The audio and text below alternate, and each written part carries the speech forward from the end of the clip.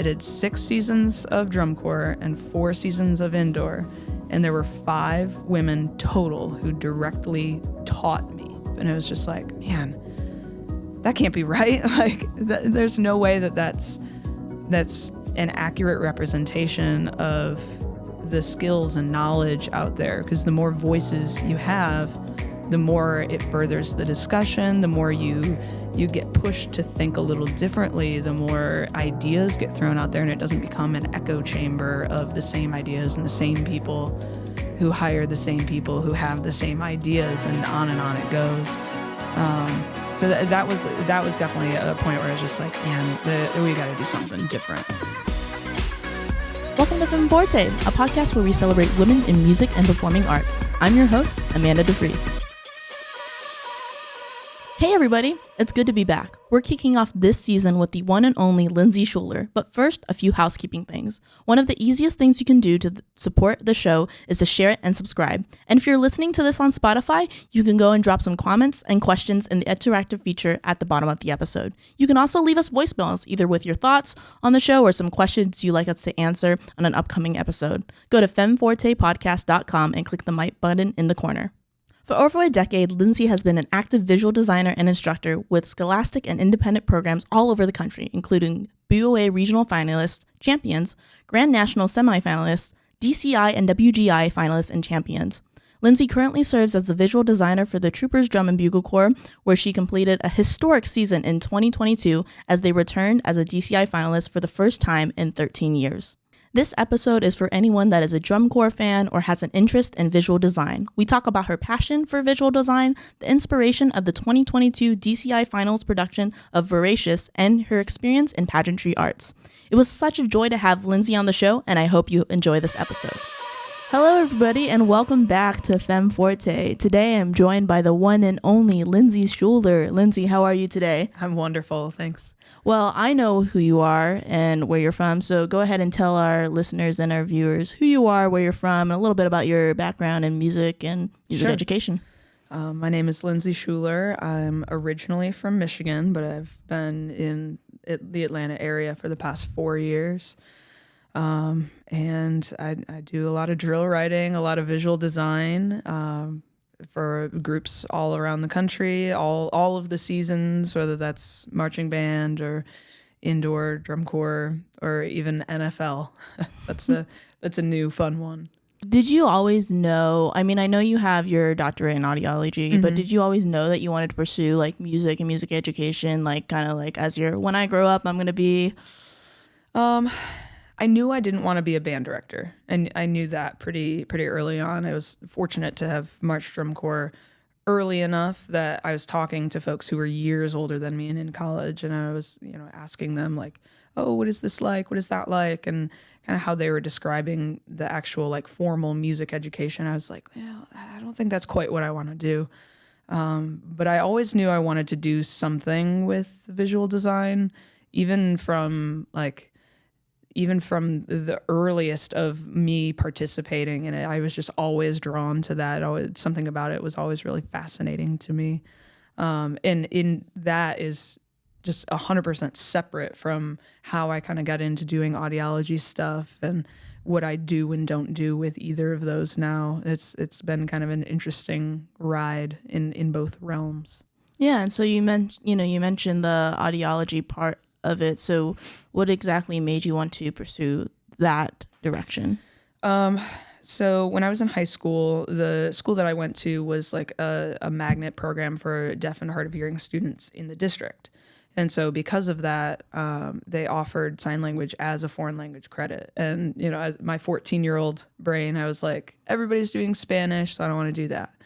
German, they don't even really speak that much German. French, I think it sounds weird. So that left me with sign language. And so I did that as my foreign language credit in high school. And I enjoyed it. I really, really liked it. And so once I got to college, it was offered as a minor. And so I started taking some of those classes and advanced pretty far because I already had some background in it. And in the same department was communication disorders and sciences, which encompasses all of folks that are going into speech pathology or audiology eventually.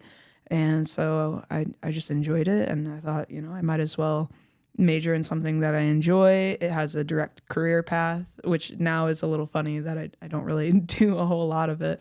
But yeah, I just thought it was really interesting, and the audiology side was always kind of, I don't know, it just seemed more, I don't know, just interesting to me that there's a little more science and acoustics and all of that sort of stuff to it. And it just seemed a little more up my alley. Yeah, and that's cool that you picked American Sign Language. I actually took 2 semesters of American Sign Language in high school because it was offered, and I was the same way. I was like, everybody's gonna do Spanish. I don't want to do that. Yeah. But it was so much fun learning it. And one of the cool things was I used to work as SeaWorld guest services, where they essentially you sell tickets. Yeah. And actually, my teacher, my second semester, he was actually hard of hearing. And so Perfect. he came up to my booth and was signing to me, and me helping him. So it was really cool because not only, of course, did I learn, American Sign Language for the class, but I got to apply it to a real life situation. And it's really cool because even here in Austin, I'll see some people at a coffee shop signing, and I'm like, I know things. Yeah, exactly. Yeah. And that's cool, in the sense of, even though you don't do necessarily all the audiology stuff anymore, it still applies to music in a very specific way. And, we just finished with the indoor season, and that's probably where it applies sometimes the most, because I could have summed up my doctoral research into drums are loud. That could have been the entire paper, but drums are loud. And so just advocating for using hearing protection as much as possible, even when kids are stubborn, even when staff members are stubborn and don't want to, or, all of those things. It's definitely an important part. Yes, I will admit I was a little bit of that stubborn high schooler as a percussionist myself, that for the first, I think my freshman year of high school, I didn't use ear protection, but then I got the Vic Firth ear protection, and then in jazz band my senior year I started using those erasers. And so I actually started prioritizing a little bit more of my hearing, because even out in the real world today, when I'm having conversations with someone in a loud area, I'm like, what? Yeah, didn't quite get that one. It's really cool how everything kind of comes full circle for you. And I know you mentioned in a lot of previous interviews that you've done that you're pretty well-rounded in terms of knowing a lot of the instruments. So you started with trumpet for 3 weeks, then clarinet. That was a disaster. And then you moved on to quads, which I wholeheartedly respect as a quad girl myself. Yes. But then you also had interest in baritone, which is a complete 180. As someone who's a percussionist, trying to learn a brass instrument. Yeah, a lot of it came from, at least later on, I just wanted to march in these groups, and I wanted to be taught by these people, and some of those instruments were the way for me to do that from a visual perspective. It was always I need to learn to play this brass instrument so I can march this really cool thing, learn about all this visual stuff, and I need to learn how to play cymbals so I can be in this indoor group and learn from that person.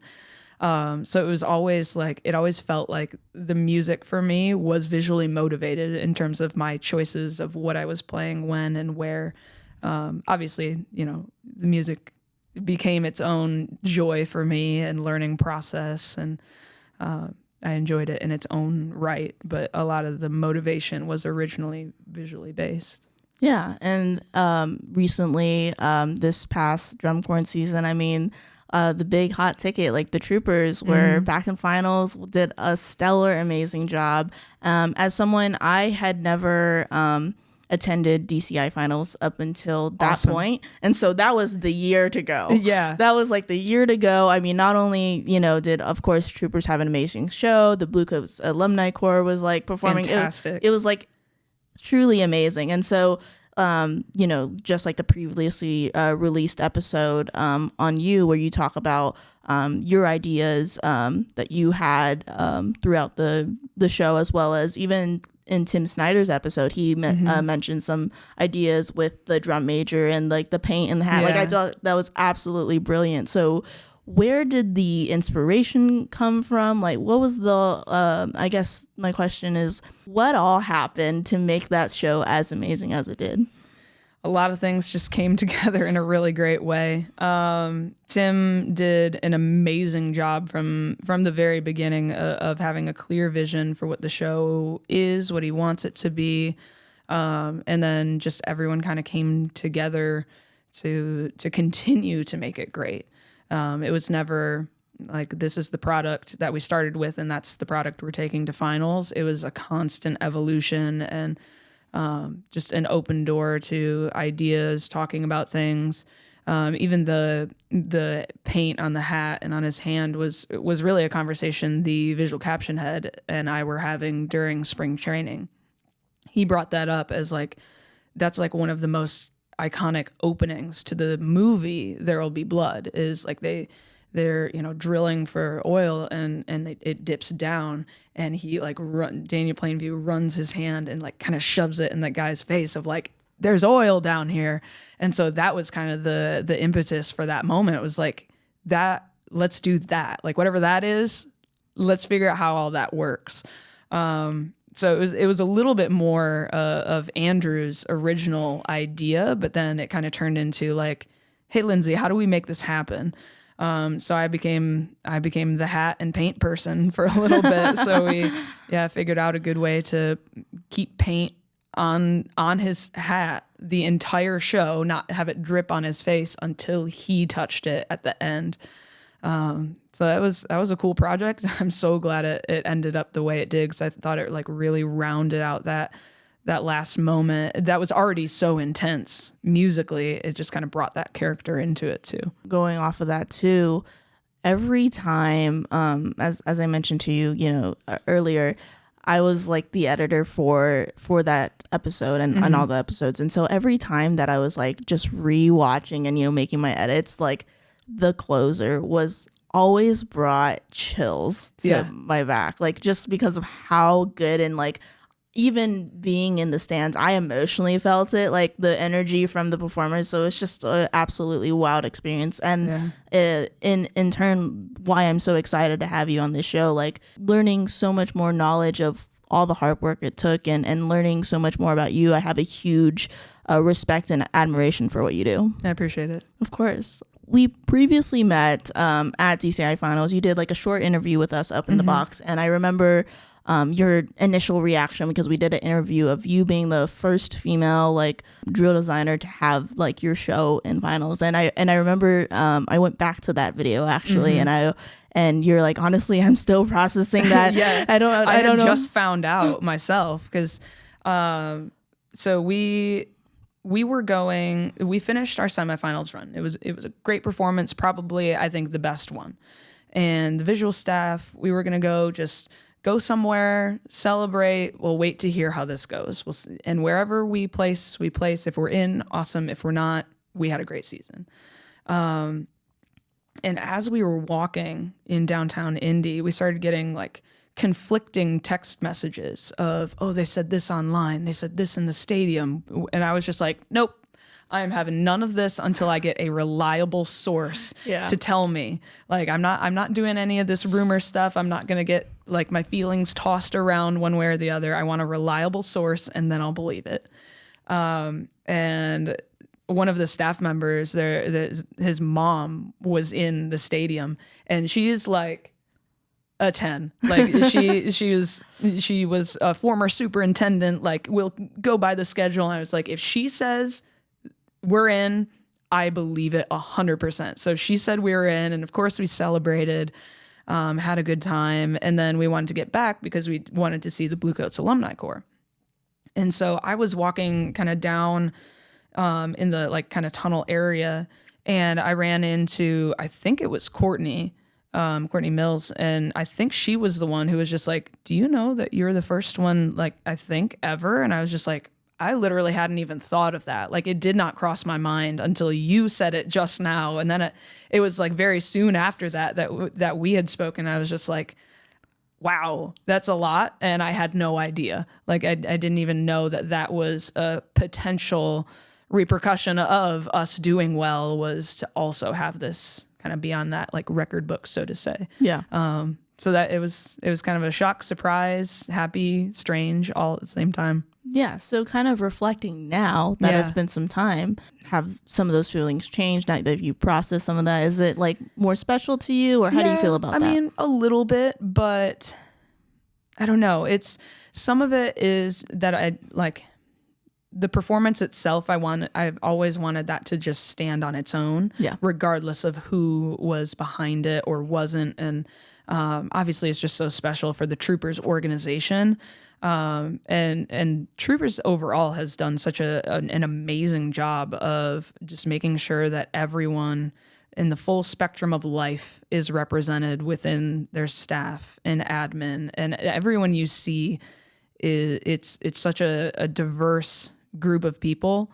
And they've made a point to make sure that's the case, and make sure that the best people are in the job because they're the best people. Yeah. And they also just happen to be woman, person of color, etc., all of these things. So it's cool. It's cool to have that, but I'm glad the performance stands on its own regardless. Yeah. You know, it's not special because of me. It's special by itself. Yeah, exactly.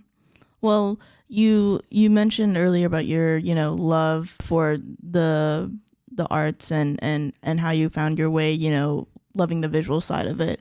Correct me if I'm wrong, but you're taking the like designing more on like a full-time basis. Yep. Is that correct? Yep. So what was like the turning point for you when you wanted to pursue that? I guess I'm not sure if you were doing audiology right before that. I was in Michigan. I was an educational audiologist. It was a part-time, like a 75% gig. But then I was also doing a lot of visual design stuff and really hands-on. So that felt like a 75% gig too. And it's like, well, there's not 150% Lindsey. Like there's only so much I can do. And it really did feel like I'm burning the candle from both ends, and nobody's getting the best quality of what I can do or what I should do. So it kind of, it all lined up with that I was going to be moving to Atlanta, and that was kind of the choice, was like, do I pursue audiology down there and maybe let this band thing kind of chill in the back burner, or do I let the audiology go and go full force into visual design? Yeah. And so that was when I made the call, and I'm happy I did. It's been a ton of fun. It's been unique. It's been challenging in all sorts of different ways, and I do some substitute teaching in some of the schools that I actually teach and write for. And so I get to see some of those kids outside of band class. So it's like, hey, tenor saxophone number 2 in biology class. So that's its own unique, fun thing too. And I've kind of crafted a little bit of my own version of my job, which not everybody gets to do. And that's unique. And now, a word from our sponsors. Femme Forte is sponsored by Ultimate Drillbook. UDB app modernizes marching band. Spend less time, have more fun, and achieve at a higher level. Just upload your drill from Pyware into the UDB app, and everyone in your band gets animations with your show music, precise pathways, synced music, notes, props, and so much more. It's just easier. Head to ultimatedrillbook.com and use code FemmeForte when you order to get 20% off UDB app Pro. Yeah, and one of the things I've been dying to ask, not just you, but like any designer in general, like, where did y'all learn how to even design? Is it just something that you just start and you just keep getting good at it? Or? Yeah, kind of. You know, it's even to this point, like the first stuff that I wrote was in 2010, 2011. And now I watch that and I'm just like, oh my gosh, it's so bad. And like all of that, you know, just seeing even how much I've grown in that time. But it really, for me, it came out of just opportunity and necessity. So I was working for an indoor drumline in the Michigan, Grand Rapids area, and they just kind of needed somebody to help finish out a show and teach visual. So I was already there teaching. They needed someone to finish out the show. It's like, well, that makes sense.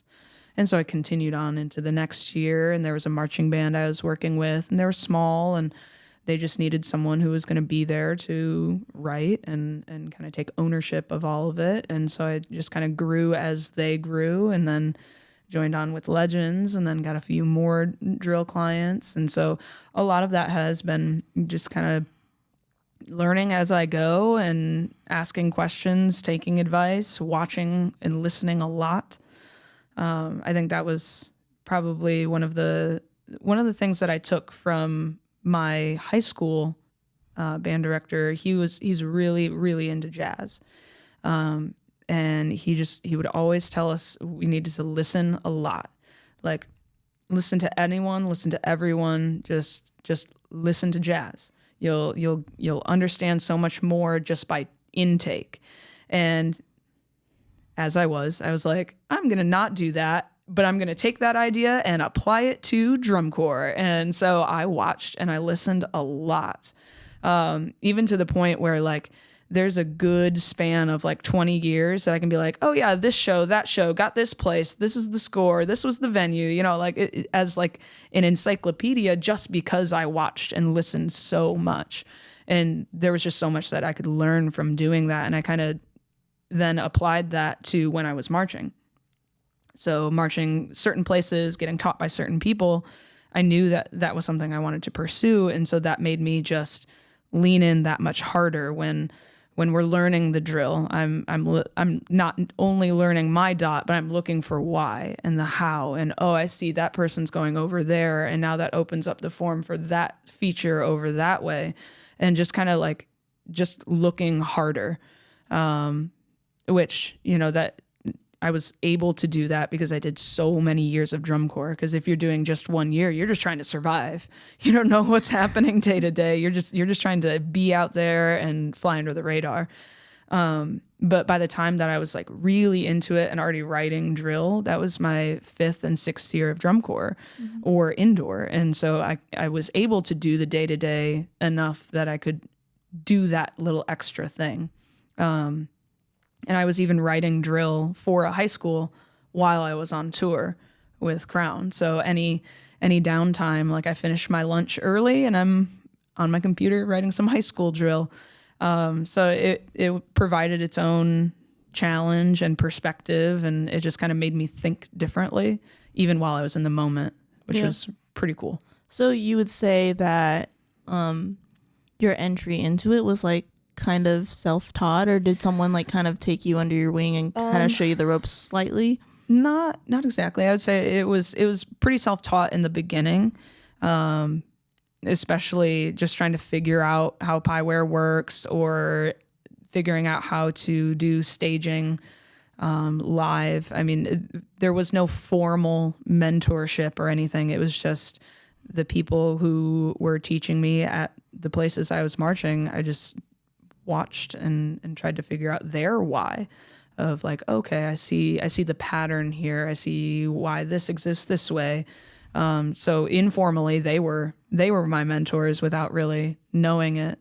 But then now more recently, the drill writing community is small and welcoming. And, you know, I could call up someone and say, hey, can you take a look at this for me? What do you think? What would you do differently? And there's so many people that are amazing designers who would be like, do this. Why did you do this? Lindsey, come on, you know, and they would give me that real feedback, which is great to have.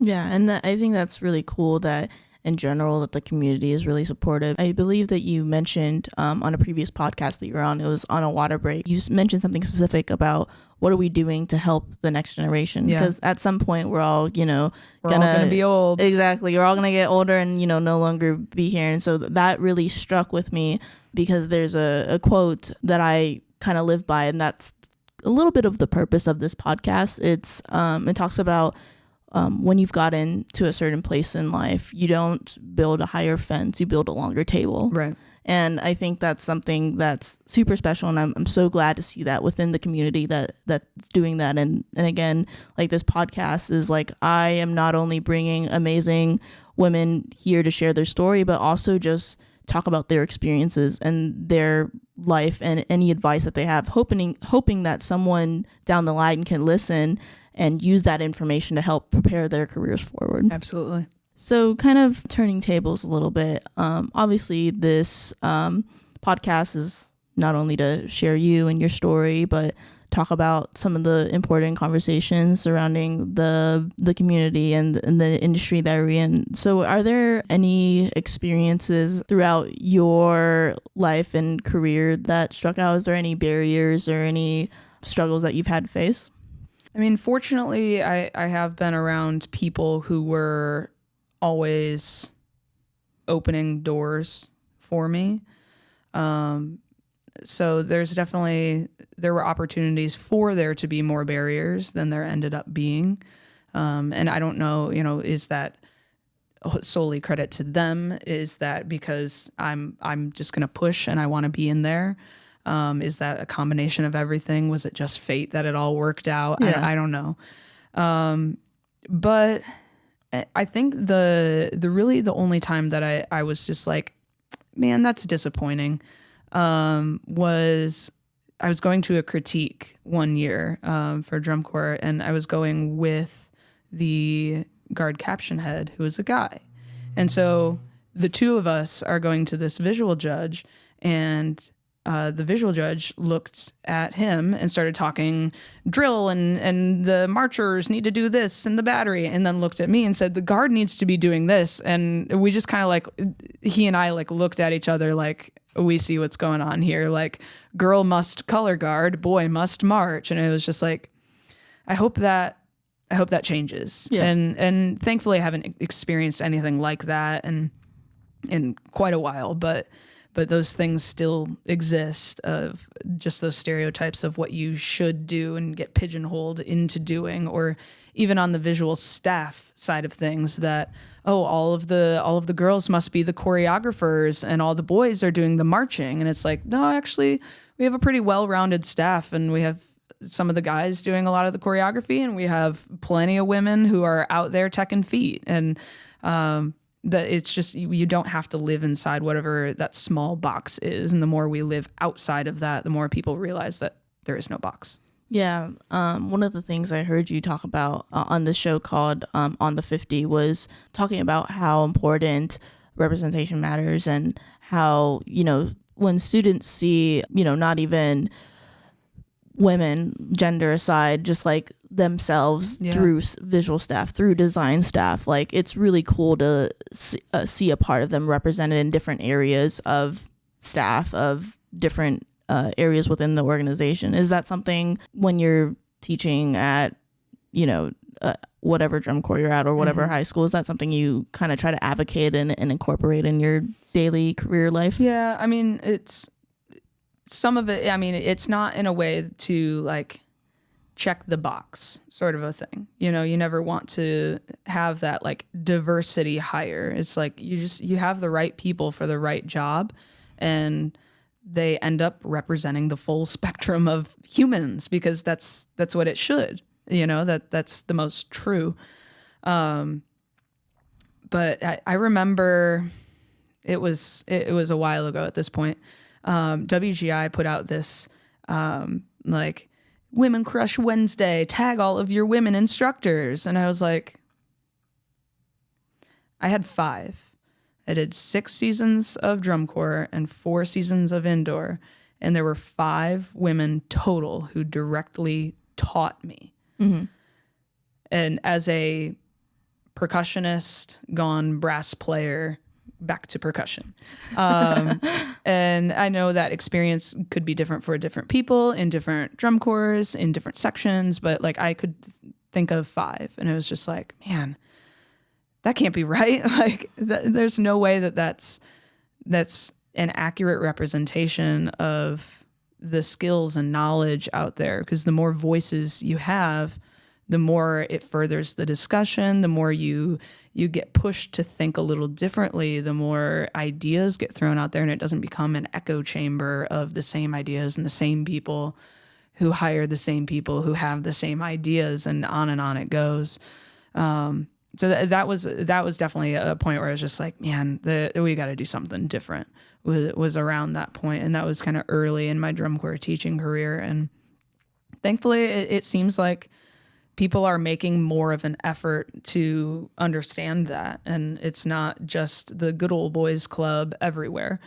Sure, some of that still exists. That takes a while, but as you see more staffs getting posted, you see a lot more of just different types of people coming from different places, different backgrounds, and being able to contribute and be present for their students in a lot of different ways. Yeah, I wholeheartedly agree with that. I mean, I very much agree in the whole, like, not just being like a diversity check. Actually, on a previous episode with Kendo Santos, we kind of talked about, like, no, we're hiring this person because they're the best person for the job. Yeah. And that's certainly something, like, that I see myself in a lot of times, as a woman and as a woman of color. There are a lot of times where, like, I want to feel the same way. It's like my gender, the different categories that I fit minority in, that's not my complete identity. Right. It's in so many ways, it's such a small part. Right. But it's still there. Exactly. So it's like, of course, like, there's so much of it, to be celebrated, but, like, of course it doesn't make who I am. Like, I want to be known as, like, I'm the best person in X, Y, and Z, position because of the talent that I bring. Right. Before we wrap up here, I do have one last question for you. Actually, two last questions for you. Who do you want to be, and what experiences do you want to create? So broad. Who do I want to be? I want to be someone that can bring joy and life into these marching arts communities. I want the students to be able to feel that. I want to be a person to them, that, like, they could text me about their problem getting into college. I'm a person too. Like, I don't just write drill. So I want to create and cultivate a place where people feel welcome to be themselves, to explore, to create, to have discussions. And then in the end of the day, we can create something really cool together. We don't have to agree on everything. We can still be dissimilar in a lot of ways, but we can still come together. So I guess I just want to be a person who facilitates those ideas. What was the second one? What experiences do you want to create? I guess that's a little kind of one and the same. Yeah. Because those experiences kind of shape, I guess, the environment, and the environment shapes the experiences. So just always being authentic and encouraging others to do the same, and create really memorable opportunities for students, and just keep pushing what's possible, and I don't know, help make some magic. Awesome. And then the last question that I always ask all of my guests is, knowing the knowledge that you have now, what advice would you have told yourself as that trumpet, clarinet player moving on percussion, or brass player turned designer? I think that version of me would be really, really happy and really proud of everything that's going on so far. And I think everything along the path has shaped where I am now. So I really wouldn't change a thing. Like, even, would I go into audiology knowing that I wasn't going to use it as much? Yeah, because that took me to this place, that made me meet this person, that kept me here and got me to X, Y, and Z. So, you can always look at things in hindsight and, the retrospective, but it all shapes everything like a beautiful little puzzle. So I wouldn't change a thing. Just keep going. Awesome. Well, thank you so much, Lindsey, for being on the show. And where can our listeners and viewers find you, whether that's website, social media? yeah, you can. I have good old Facebook, Instagram. I can't get into Snapchat. I have a TikTok, but I don't use it. I would say my Instagram and Facebook are probably the best places and most representative of what I put out there in the world. Okay. Well, thank you. Thank you. Thanks for listening to Femme Forte. Femme Forte is produced and hosted by me, Amanda DeFries. Music is by Humans Win. To learn more about our guests, sponsors, and get more resources, go to femfortepodcast.com and follow us on social media at Femme Forte Podcast.